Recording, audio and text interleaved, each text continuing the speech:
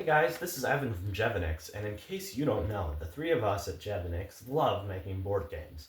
So I want to present to you a prototype game that I made last night.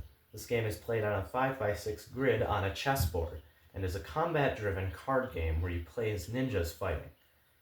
Each player gets a deck of 10 cards that contain the numbers 2 through 10 and a king. Each card has its own ability. Now, to start up the game, you each have a piece, and it goes on the center back from where you're facing. You would be like right across from your opponent. And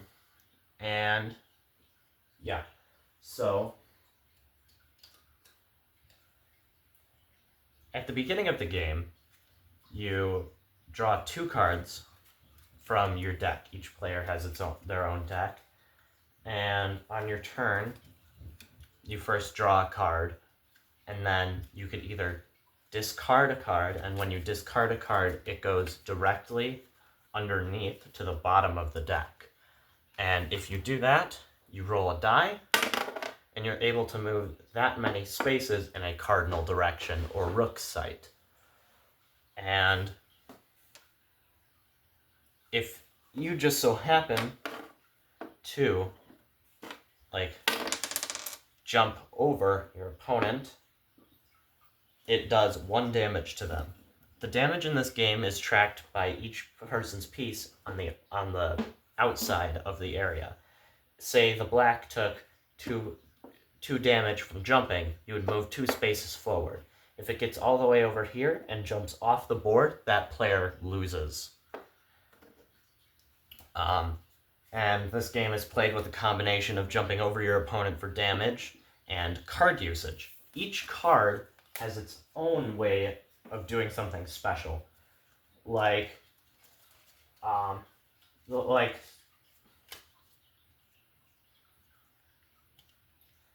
2 card has the ability of Shuriken, where when you play it, when you play any card, actually, it goes to the bottom of your deck. But when you play this card, you flip a coin twice. Tails. Tails. So I would do no damage in that case. But for every time the coin flips heads within 2 flips, it does 1 damage.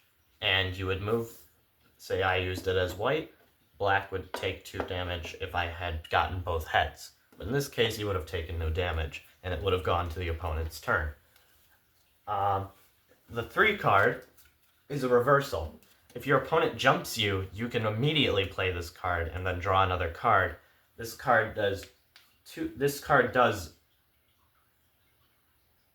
it basically neglects the damage that you just took and knocks them back 2 spaces. Say if my opponent jumped me like this, I activate my 3, and it's a reversal, so I would not only not take the damage, but I would send him back 2 spaces from where he jumped me from. Next, the 4. The 4 is a shadow sneak, and the shadow sneak where you can move to any space on the map that your opponent can't reach within 3 movements. So if I was right here, I wouldn't be able to go from this side here.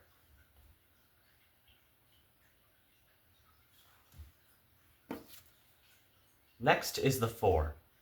The 4 is Shadow Sneak. The Shadow Sneak is where you can move to any space that your opponent can't reach within 2 moves. So my guy could move anywhere over here, but he can't move here. He can't move here, here, here, here, here, here, or basically anywhere it could get within 2 jumps of each other. But it's a great mobility item. Next is the 5. The 5 is the trick. See, in this game, every time you use a card, it goes directly under your deck. So you will be able to memorize where the cards go and what they're doing. If your opponent plays a 5, this messes it up for you, because you have to shuffle your hand into your deck and then draw 2 more cards. And with the shuffling, it disrupts your memorization of what the deck is. Next is the 6. The 6 is a dash, a simple dash, where basically you just move 2 spaces. If your opponent happens to be in that line of the 2 spaces, they take 2 damage.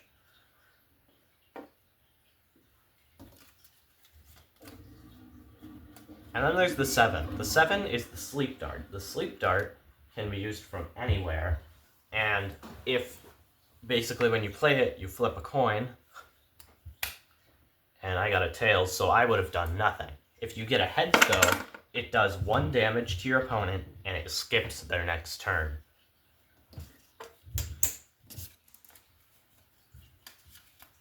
Next is the 8, and it's one of my favorites. Now the 8 is a bomb.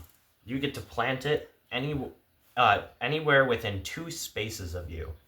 And so if I was black and I put it here, I could put it right here.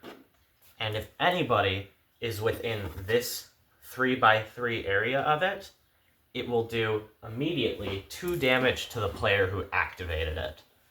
And normally this would be considered a bomb token, but I don't have a bomb token, so I have a plastic baby.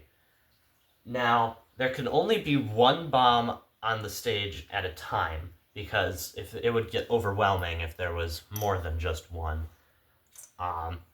But yeah. Next is the 9. The 9 is supposed to be utilizing of a bow and arrow. Next is the 9. Now the 9 is supposed to be a bow and arrow.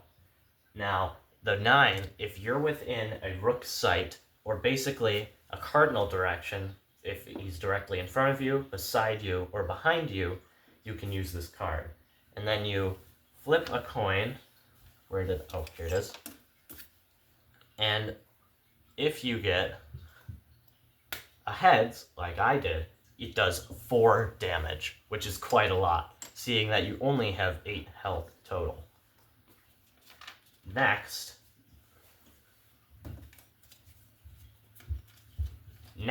is the 10. The 10 is a katana slash.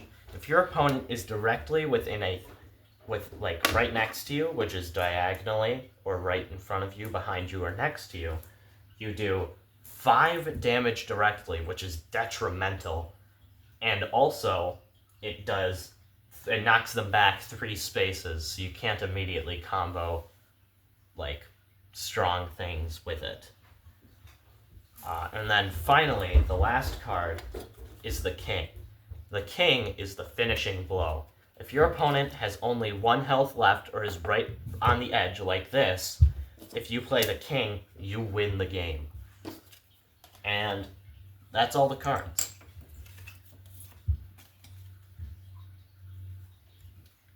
Okay, like I mentioned before, to win the game, you must get rid of your opponent's health.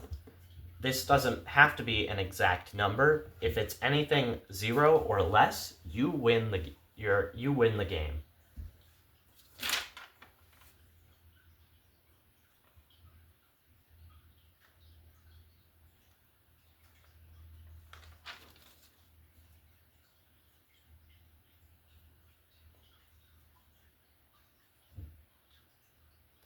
Alright, that's all for this game. Comment if you have any ideas for it, and we want to hear your feedback, because this is just a prototype, and we want to see how we can make it better. Thank you for watching, and come back again, subscribe to Jevenix.